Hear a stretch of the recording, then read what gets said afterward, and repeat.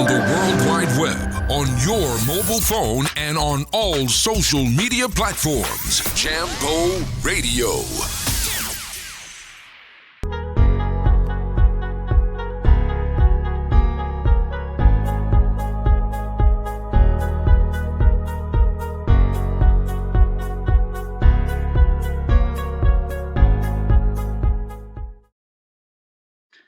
Igbo mmanụ nke onye chiri ya zere ọmụnwa bụ egbe ejiri gbuo agụ na Glasgow na-ewetara unu Igbo nọ n'ụzọ ije nke anyị kpọrọ n'ọnụ oyibo The Traveling Folks. N'ụbọchị nke tata anyị na-ewetara unu ofu nnukwu mmadụ, onye ọkaikpe ama ama afọ over aha 30 o ji wee bụrụ onye ọkaikpe bi na ala bekee na United Kingdom a.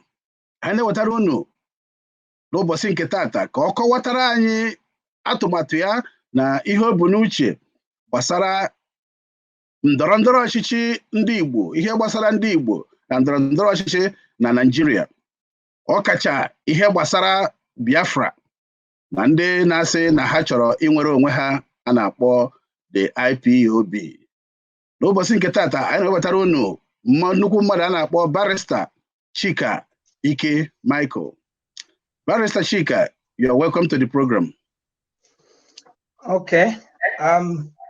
Well, Emeka, thank you very much for inviting me to your program. I'm afraid I have to speak in English, and I hope that your audience will forgive me for speaking in English, but I believe that I could really express the issues that we want to discuss today better in English. So my sincere apologies to the audience, and I hope they can hear me.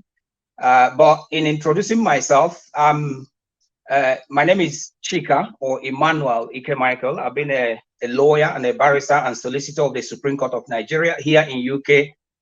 I'm a lawyer, I'm a political analyst, and I'm also a property developer. So that's what I do here.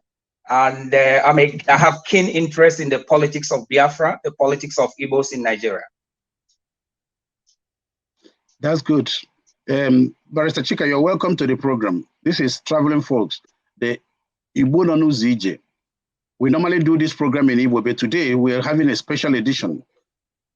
And the way we bring it in, because you said you cannot speak Igbo to describe what you really want to talk about, the Biafrans. That's why we give you this preference today. In your political view, what's your political assessment for the Igbos in Nigeria since after the Civil War? Oh, well, thank you very much for that question. First and foremost, we have to ask ourselves whether there was actually any politics that was played immediately after the Civil War. Because in my view, there wasn't really any politics. I mean, we know that after the death of General Irunsi, Gowon came to power and, of course, conducted the Civil War. We're not here to talk about the war today. The war ended in 1970, and some Igbos were reabsorbed into the civil service. And then, of course, we know what happened economically, how Igbos were given 20 pounds, whatever you have, in order to continue life in Nigeria. So essentially, there wasn't really any serious politics that was played. In fact, I could say that there wasn't any politics in respect of the participation of Igbos in national government. From about 1970 to Gowon was overthrown, of course, in 1976, and then Murtala Mohammed came to power, and we all know what happened. So if we really want to talk about Igbo participation in the politics of Nigeria, one should jump to 1979, the 1979 elections, where we have Dr. Nnamdi Azikiwe, who formed the Nigerian People's Party, NPP, and then, of course, Awolowo with UPN, and then MPN. So I think that from that perspective is where we really have to jump to.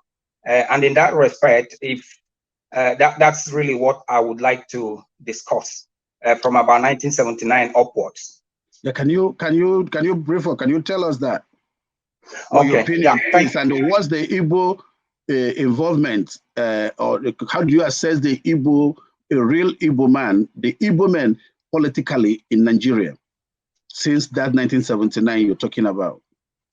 Okay, I'm gonna thanks a lot. I'm going to look at it in a holistic way without going from one year to the other, but generally in a holistic way.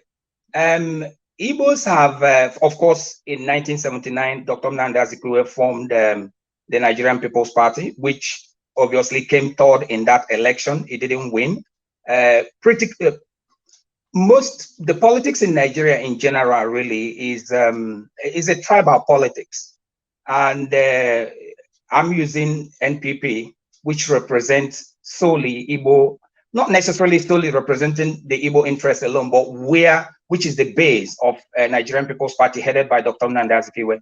He won in Imo State, he won in Anambra State, and then of course he won in Plateau State.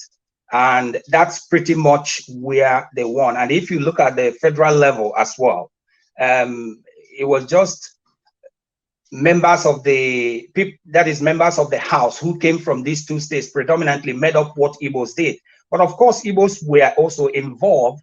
Igbos were made ministers in that government, in the Shehu Shagari government. And of course, we know that Dr. Alex Ekweme became the vice president. So in that context, Igbos were at the heart of government, because as a vice president, even though there's always this belief that the Constitution did not really give a lot of powers to the vice president, but we must realize that the vice president is the second in command after the president, because the Constitution guarantees that if anything happens to the president, the vice president will take over. And with respect to the Economic Council, the vice president is equally plays quite a lot of roles. So Dr. Alex Ekweme was really part of that government. So in that context, less than 10 years after the Civil War, in which Igbos were nearly annihilated, we happen to see ourselves at the center of government. But the question becomes, what did we really, or rather, what did this government do for Igbos? Because there's always this tokenism, whereby you place one person in a position of authority, but of course, all the infrastructure which needs to be developed in that particular area where the person comes from will not be there. So with that, in that respect, Igbos did not really get a fair deal from the government of Alhaji Shehu Shagari in that sense. Now, if you progress,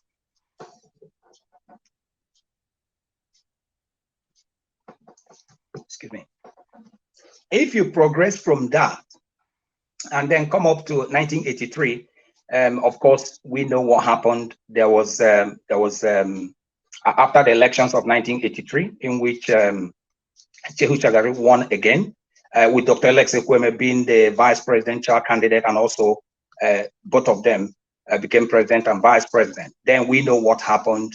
That government was cut short by a coup. And then after that, you have this long interregnum in which you have the military in power. And Igbos didn't really play a lot of part in the sense of having very top political positions in the government of Muhammadu Buhari. And of course, it was taken over. And what else happened? I think we know that General Babangida took over. But then, when Babangida took over, Igbos played a major role in Babangida's government. Igbos had top ministerial positions in Babangida's government. And one must not forget that Babangida created some states for Igbos. There are a couple of things that people tend to forget.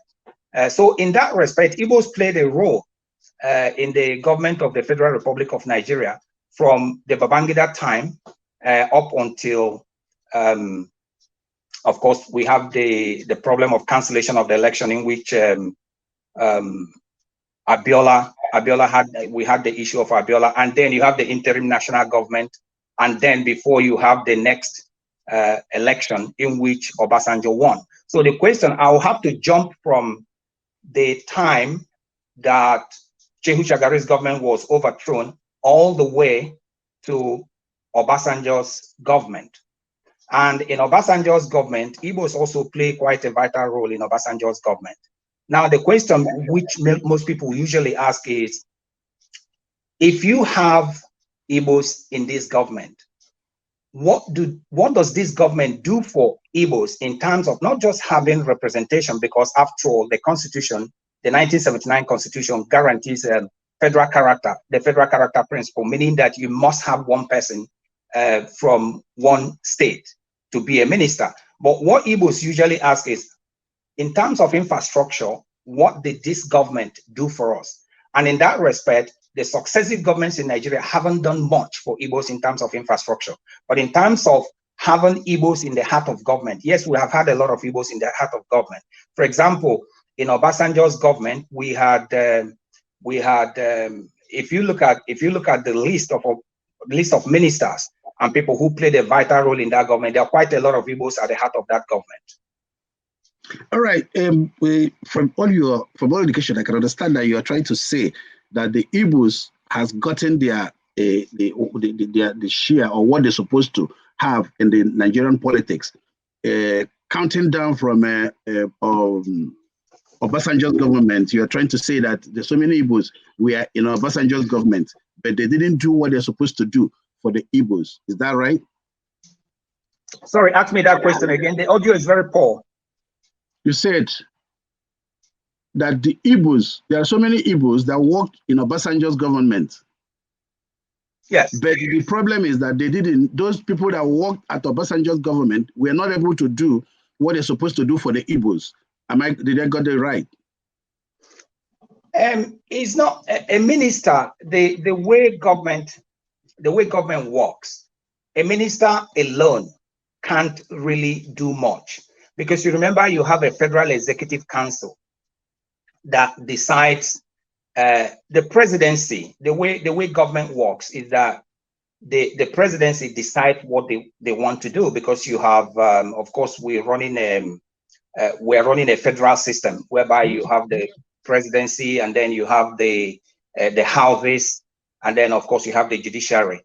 Now, one minister can't really do much for the state where he comes from, but collectively, if they have influence in government, then with respect to capital and infrastructure, then they will be able to, those ministers as a group and as part of the government should be able to influence the government to enable the government to allocate vital and critical infrastructure to the areas where they come from. And this is where Igbos in government fail, for the reasons that I don't know. Because there's always this, how do I put it? There's always this idea of who is the minister of this, who is in charge of this, who is in charge of that. It's not that sounds good. That when you look at it from outside, it looks good that you have the Minister of Finance as Okonjo-Iweala, for example. You have even during you have like Sylvester Ugo in the olden times. There are so many of our people there. But the question is, what do they influence the government to do for Igbos? It is only in that respect that they have failed in influencing the government to cite infrastructure, critical infrastructure in Igbo land. Let me give you an example. For example, the second Niger Bridge we've been talking about. If you realize that the second Niger Bridge was completed, I think in 1970, I'm not quite sure, but I think it was in 1971 or thereabout, during the 3 hours of General Gowon. That is the reconstruction, rehabilitation, and this thing that it was completed. We know that that bridge needed to have been constructed possibly 10 years ago or more. We have people in government who are at the heart of government: central bank governor, finance minister, foreign affairs minister. So we have all those people, but they haven't really done much for Igbos. So the question becomes, why are they not influencing government to do things for Igbos? It's not about having a minister here or there. You see, so that's really, if you ask me, this is the failure of Igbos in government to influence the government in which they are working in order to cite critical infrastructure for Igbos. You see, the topic for today, let us don't deviate much from the topic for today, because what I really wanted to find out from you is this. A lot of the Igbos are agitating all over the world. Can you hear me? Yes, I'm struggling. The audio is poor, but go ahead. All right. Yeah, so the Igbos are agitating all over the world, trying to have the Republic of Biafra. In your own opinion, do you think that the realization of Biafra should be or should solve the problem of politics, Igbo politics in Nigeria? This, thank you very much. This is a $64,000 question. Essentially what you're asking me is, because I believe that, because this is really very fundamental, and I know a lot of your viewers are really, this is possibly the segment they really want to listen to. Definitely, that's the question you're asking me, I'm going to pose it in a different way, because I think that the issue of Biafra has not been framed well, in my opinion. In my opinion, I think the issue of Biafra should be whether we, the Igbos, are better off in a new country known as Biafra, or better off in a restructured country known as Nigeria. That is the basic question that hasn't been asked by intellectuals. It has always been, no, let us have Biafra. Let the Northerners go and stay on their own. But I think it's fundamentally wrong. If we reframe your question, I will put it in this context. Should Igbos be better off in a restructured Nigeria or in a new country called Biafra? Now, if that becomes the basis upon which we have this conversation, then you want to come in? Yeah, I want to come in because the issue is this. I've told you all over the world, people, the Igbos, are agitating. Yes. The question is this, whether it's, we have already found out that the IPOB, the way they are agitating this time, I'm not talking about restructuring Nigeria anymore. They want the realization of Biafra. They're asking for referendum. In your own opinion, do you think I'm coming to that question. You see, one of the major issues that we have about the struggle of IPOB, by the way, I have tremendous respect for the leader of IPOB. I disagree with him on most things. But I have tremendous respect for him for what he's doing, for the way he has brought attention to the Igbo cause. But it's not like that attention has not been there, but he has put it on the front burner. I disagree with him, but I have tremendous respect for him. However, the idea, you cannot ask a very broad question and try to put it in a very narrow strain. It wouldn't work, because we are Igbo. There is nobody, whether you are IPOB or you are not IPOB, that is more Igbo than the other. We are all Igbos. We are fundamentally all Igbos. And I love being an Igbo person. If I'm going to come to the world again, I would like to be an Igbo person. So let's get that clear.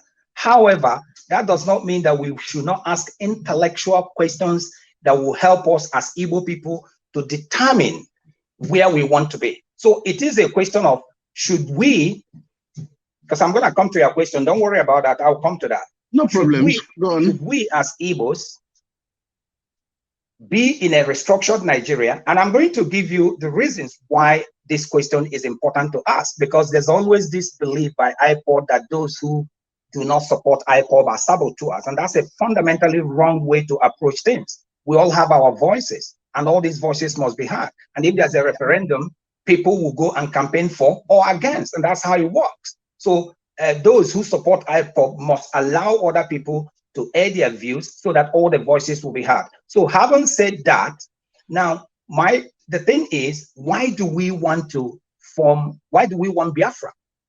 That's one of the questions I'm going to pose, and I'll answer that question. Now, why do we want Biafra? The reason, in my opinion, because I've spoken to a lot of people about the question of Biafra, is because what you usually get, in a broad-based way, what you usually get is that we are marginalized. They are trying to Islamize us. They are killing our people. Those are the three major things you always hear. Now, the question becomes, if you have a Biafra, will you solve these three problems? And if you have a restructured Nigeria, will you solve these three problems? And if you can solve it in Biafra and solve it in a restructured Nigeria, what then is the economic benefit of being in Nigeria when you solve these three problems? Now, these are fundamental questions which a lot of people don't ask.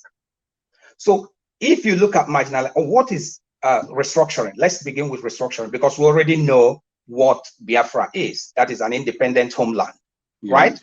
So let's talk about restructuring.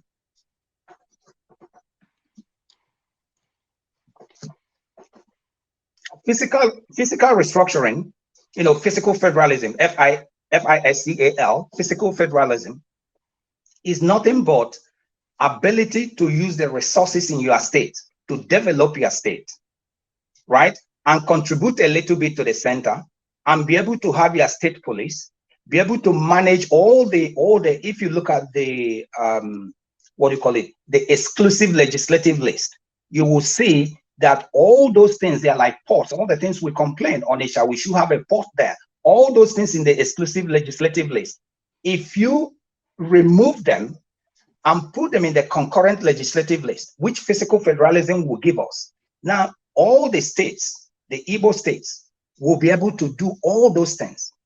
The ports, nobody's going to Islamize you anymore. You have to create the sort of education you want and who is going to teach in those places and all that. So if physical federalism can give us all the things, the question you have to ask yourself is this.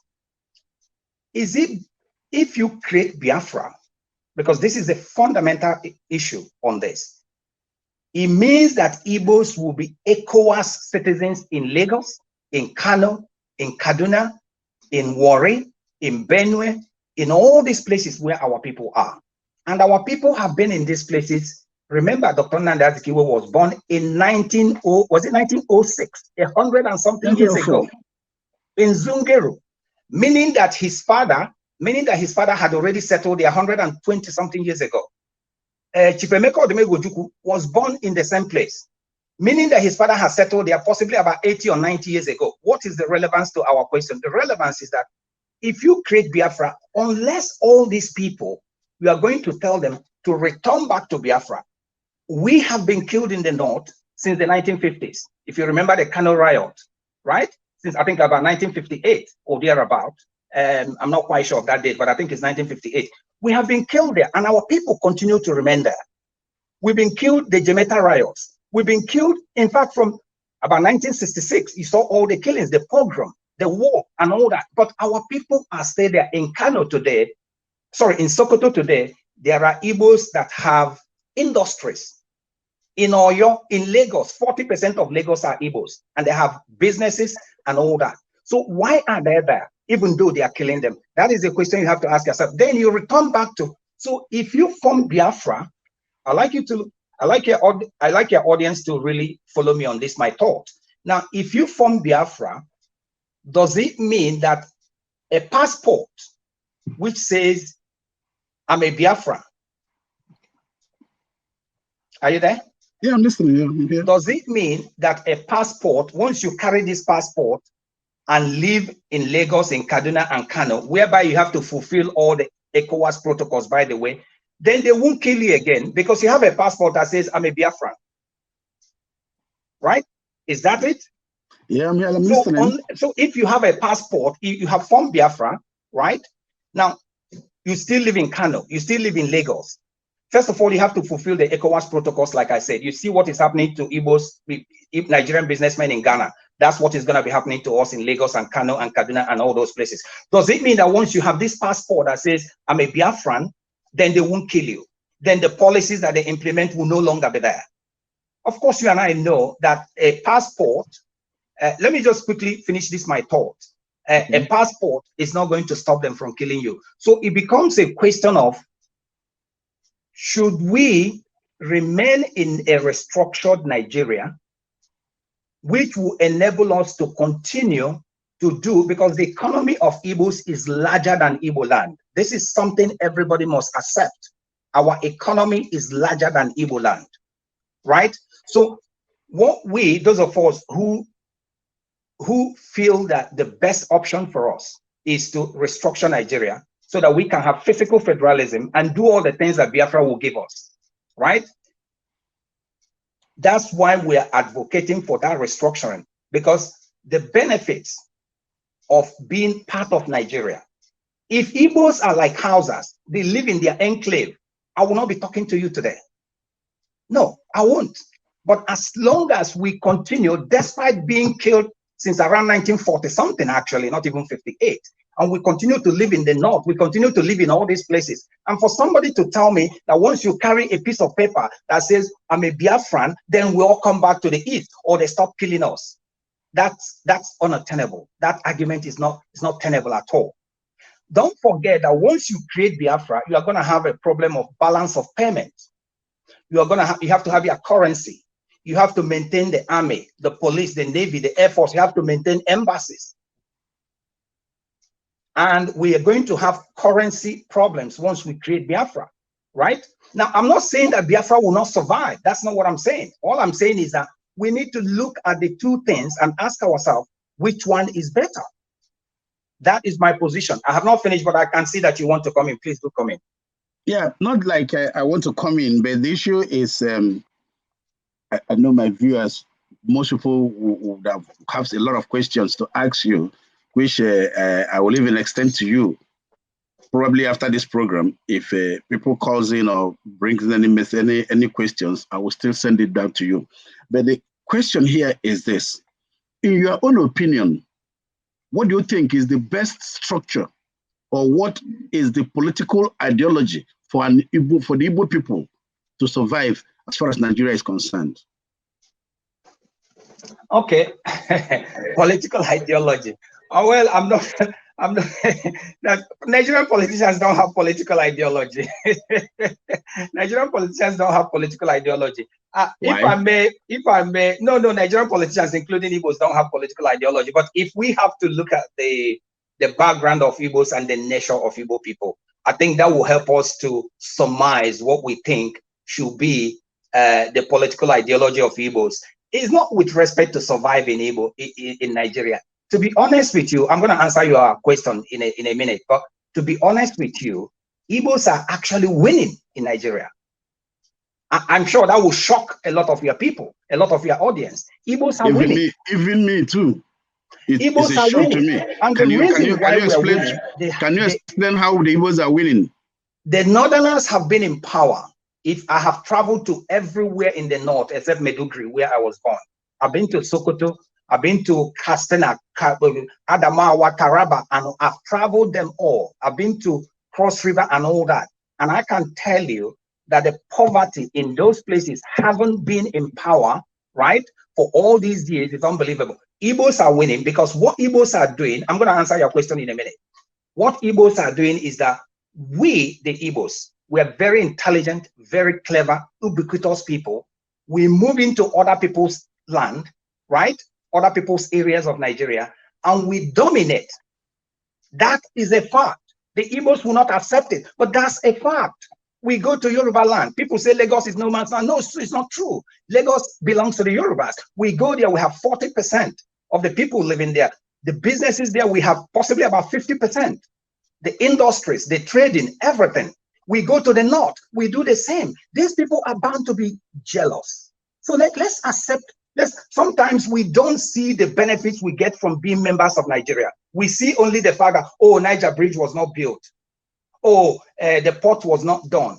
But the truth of the matter is that despite not being in power, having suffered during the civil war, many people that were conquered don't do what Igbos are doing. Right? So let me answer your question. We can have that as a conversation of another day. Right? Now, but let me answer your question. The fact is that Igbos are egalitarian people, the Igbo, as we say. So, and Igbos like to help their brothers and sisters. That may not sound, some of your listeners may think that is not true, but it is true, because the Igbo principle of Ezumatanahia is being studied in the Ivy universities in United States and in the United Kingdom. That apprenticeship that Igbos do is world class.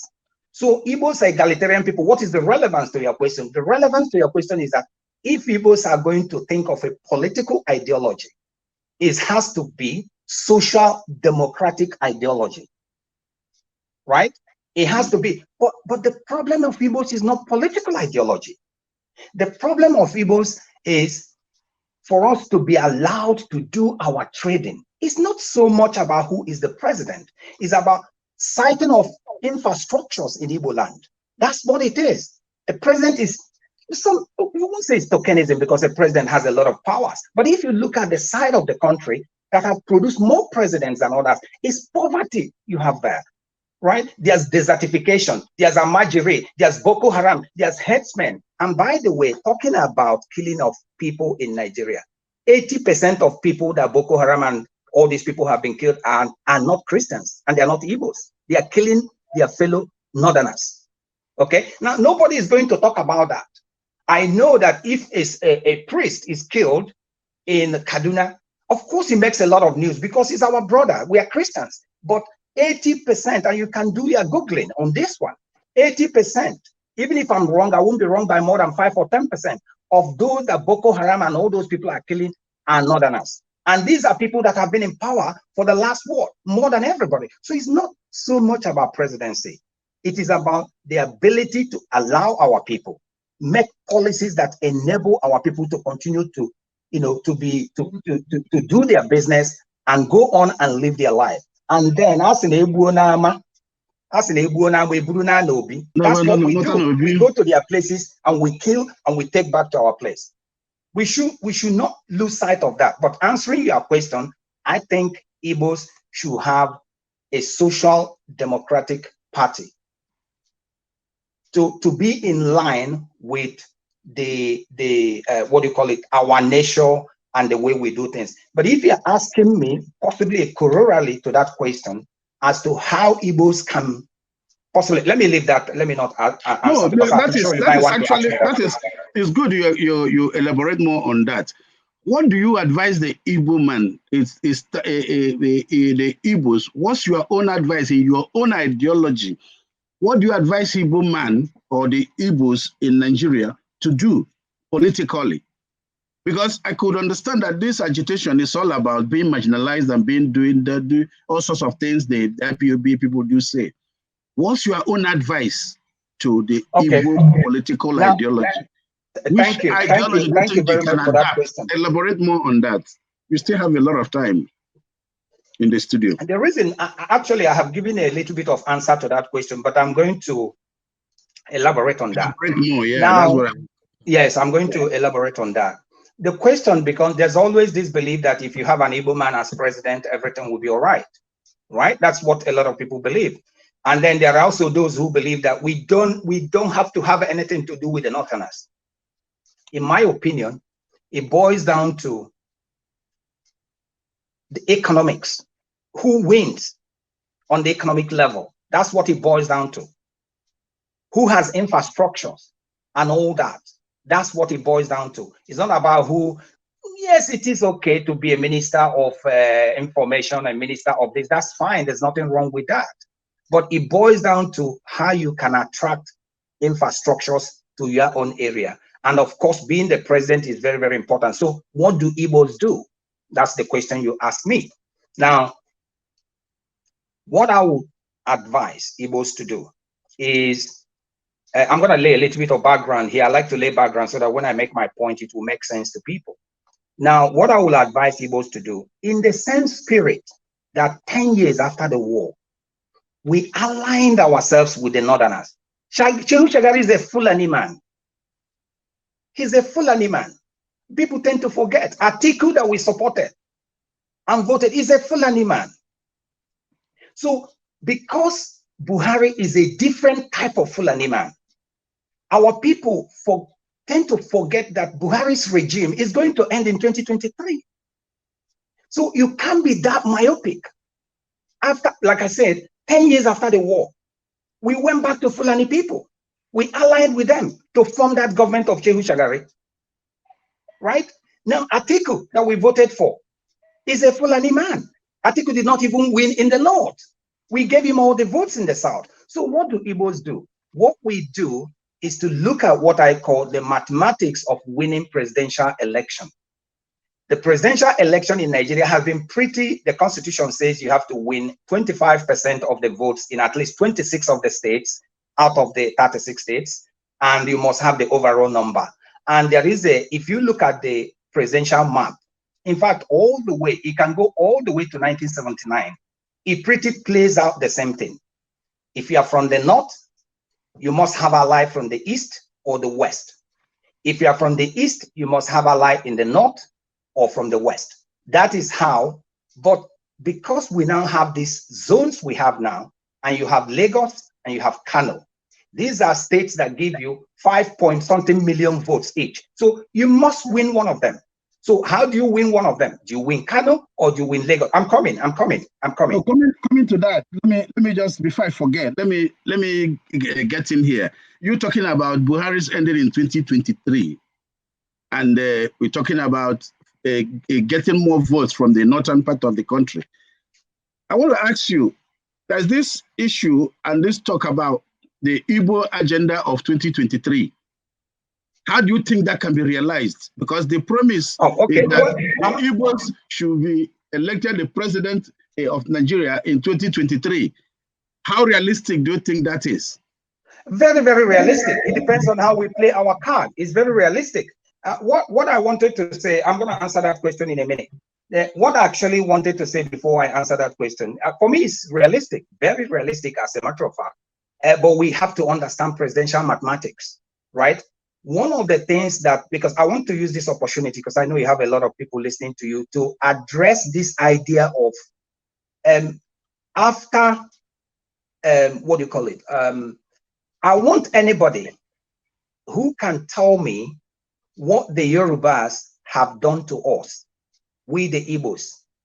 Because every time you talk about alliance with the Yorubas, what you hear is what happened between Zik and Awolowo. These people have died a long time ago. Politics is a moving game, right? We marry these people, we live in their land, they marry us. But whenever it comes to political alliance, oh, what Zik did to Awolowo, what Awolowo did to Zik. Now, let's leave that so I can answer your question. Because these are concepts that nobody challenges. We marry these people, they marry us. They eat our food, we eat their food. We live in their houses, they live in our houses. Right? Yorubas rent houses from us. But when it comes to political alliance, when it comes to political alliance, oh, what Zik did, oh, you can't trust the Yorubas. Let's leave that. Okay. But to answer your question, is it realistic that Igbos can become, an Igbo man can become president? Yes, it is. In 2023. We have, let me just quickly say this. For an Igbo person, you know, you have a two-tier system. First of all, you have to go and win the primaries in a major political party.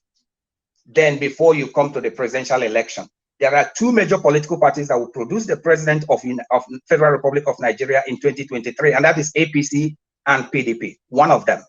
So the question Igbos will have to ask themselves is, where do we pitch ourselves and then form alliances? Or how do we get an Igbo man to emerge as PDP presidential candidate and APC presidential candidate? That is the first question. Because we know that the president is going to come from these two parties. Let's not pretend that all these UPN, APC, BBD, DDC, all those things, I don't even know their name. So once you determine how we can emerge, then the question of mathematics of presidential elections comes in. So is it realistic that Igbos could become? Yes, it is realistic. Once you have an Igbo person, if you feel that you cannot have an Igbo person in APC, then you must work hard, because like I think it was Issa Funtua, and when Issa Funtua talks, people need to listen to him, because he has been in the corridors of power. Tanko Yakasai said that again, I think it was in morning, one of these programs that Ruben Abati does, that Igbo should not expect, and I agree with that, Igbo should not expect that this will be given to them on a platter of gold. There will be people who will contest in PDP who are not Igbos. And there will also be people in APC who will contest that are not Igbos. So the question becomes, how do Igbos do their alliance to emerge either in these two parties or at least one of the parties? That is the first question. Then the second question becomes, what alliances do you form in order to win? You know you have to win. Say, for example, let me give you an example.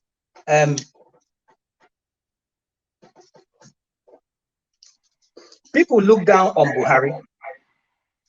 People look down on Buhari, but Buhari has defeated almost everybody he contested with in about 10 northern states. So whoever that is going to emerge in APC is likely going to ride on the coattails of Buhari. So Igbos will ask themselves, is this person going to be one of us? It's probably not going to be. So we are now faced with a PDP. So in that way, if you build enough alliances, particularly with the West, and then win the whole of Middle Belt, the old Middle Belt, you don't have Middle Belt anymore, but which is Niger, Kwara, Kogi, Benue, Plateau, and all those states. If you win those states, that is what you call the presidential mathematics.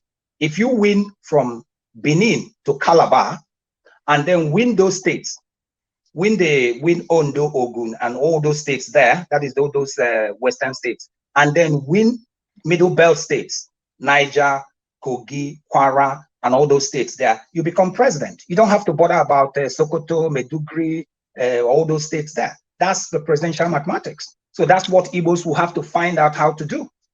Talking about the presidential mathematics now, most people do say that there is no election in Nigeria, that is selection. The cabals always select who becomes the president. So how do you think if actually the presidential election in Nigeria is by selection, not by election, how do you think this presidential mathematics will work for an Igbo man to I disagree. I disagree with the people. If you say I disagree with them. If you say there's a lot of rigging, and if you say there's a lot of malpractice, then it is a company of criminals who steal more than the other. All the politicians, if you categorize that all the politicians are criminals, it becomes who steal more than the other. So, and one of the good things for Igbos in 2023 is that there will be no power of incumbency because Buhari is tired, he's going home, right? So people saying that there is no election in Nigeria, that is election, I don't agree with that. There is election in Nigeria, there is malpractice there, and everybody who plays in this dirty game knows what to do to win. So Igbos cannot use that as an excuse to say, oh, we are not going to get a presidential candidate to emerge from at least PDP. At least PDP, right? At least PDP.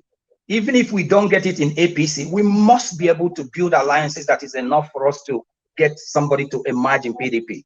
And we are 50% there. Once you have an Igbo man as the presidential candidate of PDP, at least we are 50% there. It becomes a question of presidential mathematics, like I said earlier on. So my answer to your question is I disagree with the people who said it is selection. Anyway, thank you very much, Barrister Chika Michael. It's very good to have you today at Jumbo Radio here in Glasgow. We're so happy to have you. And one more, I want to ask you this question. And I don't think, do I say it's the last question for you? As an Igbo man living here in United Kingdom, I know you live in London, the capital city of United Kingdom. Do you have any political interest in Nigerian politics? Oh, sure, I do, and I'll be surprised if anybody say they don't have interest in the politics of Nigeria, unless you don't love the country. I'm a full-fledged British citizen. I love this country, Britain, but I do also love Nigeria. I love Nigeria dearly from the bottom of my heart, and I love being an Igbo man, like I told you. So do I have interest? Yes, definitely I have interest in politics. And I also, let me use this opportunity. If people say you don't have interest, then what happens to the people who are going to govern you? The water you drink, the businesses you do, and all that, everything in this world, including the air we breathe, is governed by politics. So how can somebody not be interested? With respect to Nigeria, yes, I'm interested in Nigerian politics, and I'm hoping that come 2023, I'll be possibly running for something. What post do you intend to run? in 2023? Sorry. Which of the posts do you intend to run come 2023 in Nigerian politics? The dream is federal house, but the reality is state house. Okay, so have you joined any political party in Nigeria? Yes, I'm a member of PDP. I'm a card-carrying member of PDP. That's great. Thank you so much, Barrister Chika. And is there any other thing you want to tell the viewers? Yes, there is. This is the controversial part. On Jumbo Radio. Yes, I do. And this is the controversial part. I'm gonna put 300 pounds on the table, and if anybody comes up with an answer to this, and I will pay that money to them. That is to tell me where anywhere in the world where you have gained independence without engaging the national government, unless you resort to armed struggle, guerrilla warfare, violence, and all that. Tell me anywhere in the world, because that is the major problem I have with IPOB. There is no platform to engage the federal government. I put 300 pounds right before you here. Anybody that can tell me in the last 100 years where you have won independence for a homeland without resorting to violence and all these things, if you don't have a platform to engage the national government. That is why if you want to have people that will be demonstrating, people that will be doing all the things you want to do, putting our young men in harm's way, you must have a platform to engage the national government. At the moment, there is no platform to engage the national government by IPOB, right? You must have that platform. Without that platform to engage the national government, how are you going to gain independence unless you resort to violence? And I can tell you, people like you and I, unless maybe when we are no more, wars are guided by intellectuals and rich people who will sponsor the war, who will pay for the armaments. Boys who are people who are running around us with due respect, blue collar workers who are earning minimum wage cannot fund the war. The war has to be funded by industrialists, people like us, people like you.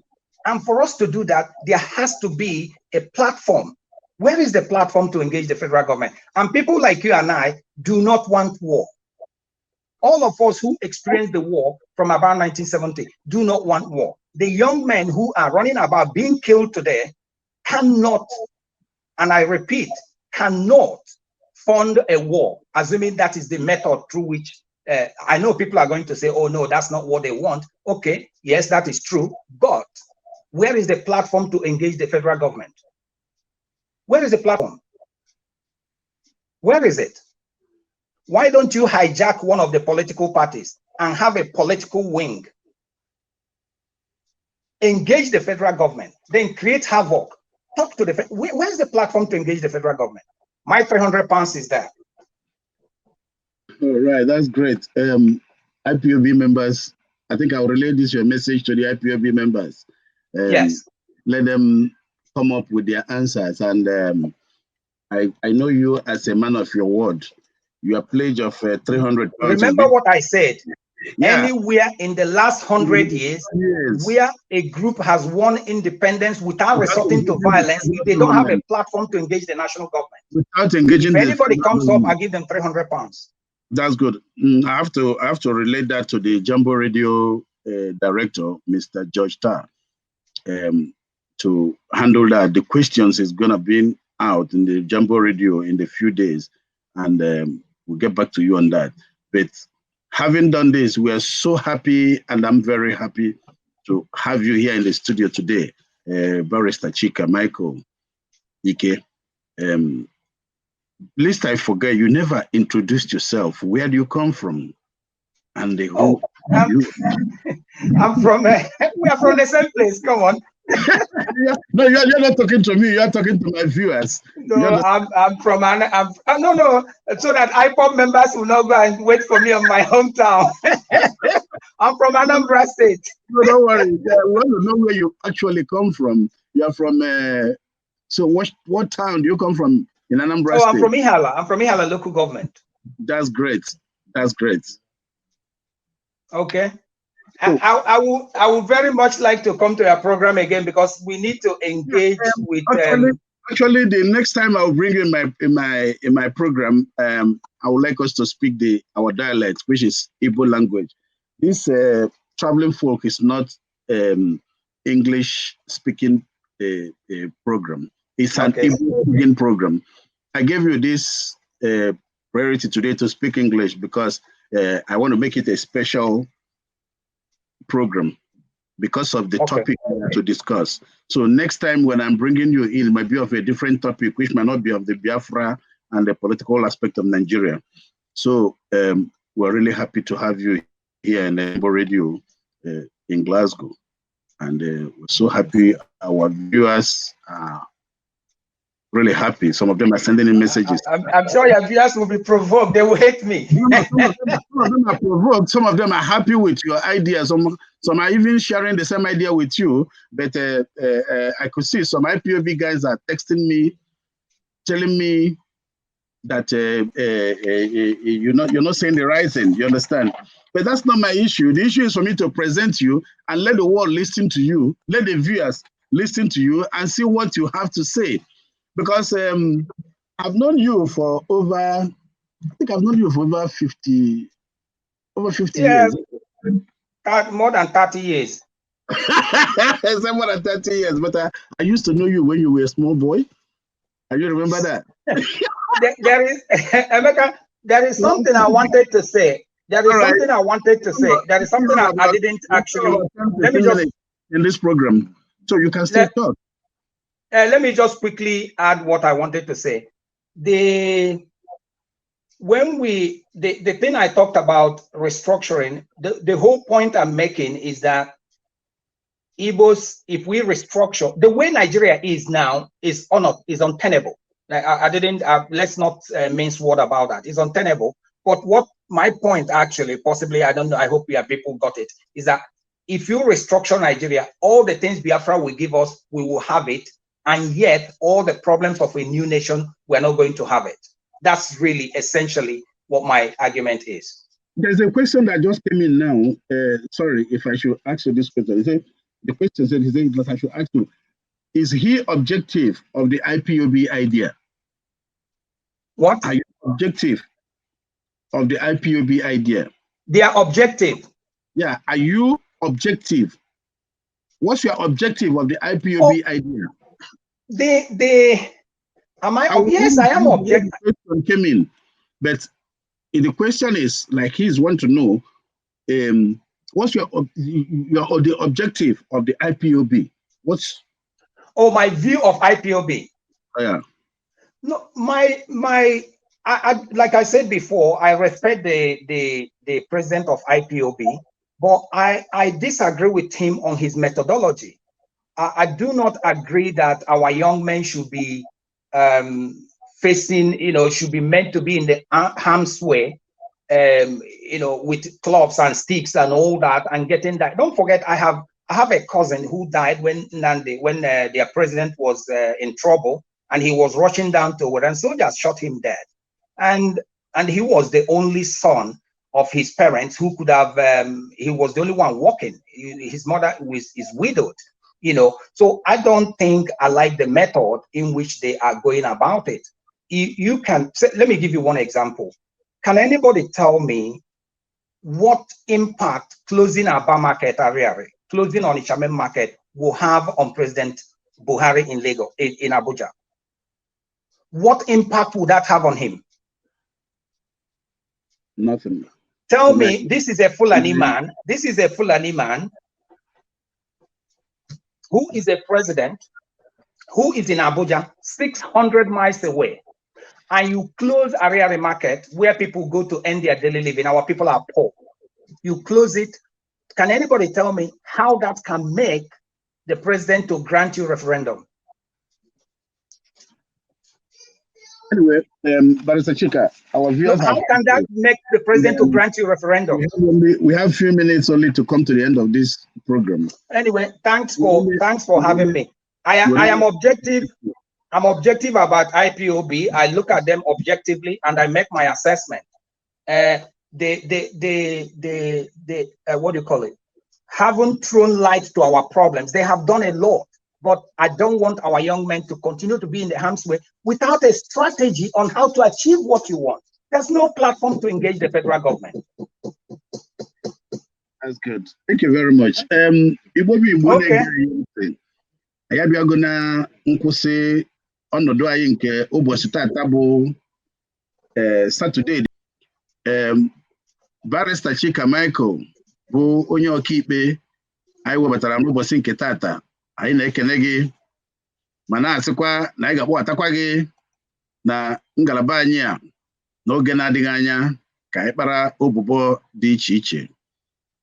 Ọha na-ege anyị ntị, ọmụnwa bụ egbe ejiri gbuo agụ Chief Emeka onye ekwere ọnwa na-etili ọra na Glasgow na-ekene onye ọbụla na-ege anyị ntị ma na-asịkwa na anyị abịago na njedebe n'ụbọchị nke tata. Udo dịrị unu ụmụnne m. Barrister Chika Micheal, anyị na-ekene gị. Udo dịrị gị nnọọ nwanne. Thank you. Thank you very much. On the World Wide Web, on your mobile phone, and on all social media platforms, Jambo Radio.